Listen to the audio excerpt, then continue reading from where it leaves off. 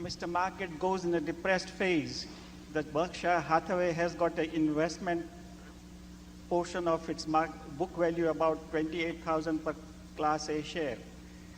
That would put the Berkshire Hathaway share much lower than what it is now. Would Berkshire Hathaway consider buying back its own share? If the market went in the tank, Berkshire stock would go in the tank too. And so there shouldn't be anybody in this room that owns a stock that would not find it palatable, if not become positively enthusiastic about the stock going down 50%. It would not bother Charlie, it wouldn't bother me, because we would have very intelligent things then to do with whatever capital we came into, and we would be generating capital as we went along. We wouldn't have sold our Coke, we wouldn't have sold our Gillette, we wouldn't have sold our businesses. So most of our capital would have ridden that down, but at least we would have intelligent things to do with the money.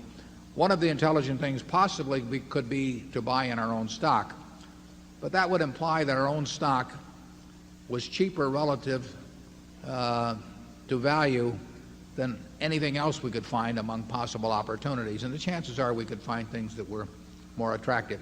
Back in 1973 or 4, when we were buying Washington Post at a fraction of what it was worth, Berkshire stock may have been cheap then, but it wasn't as cheap as the Washington Post.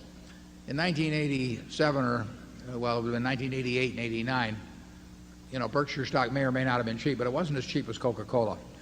And it's unlikely that among the thousands of possible investments that Berkshire will be the most attractive at any time. But if it were, you know, obviously we would buy in our own stock. But I think if the Dow went down 50%, we would have plenty of interesting things to do, and we would not be unhappy. Charlie? Yeah, we don't have any rule against it. If opportunity cost is the game around here.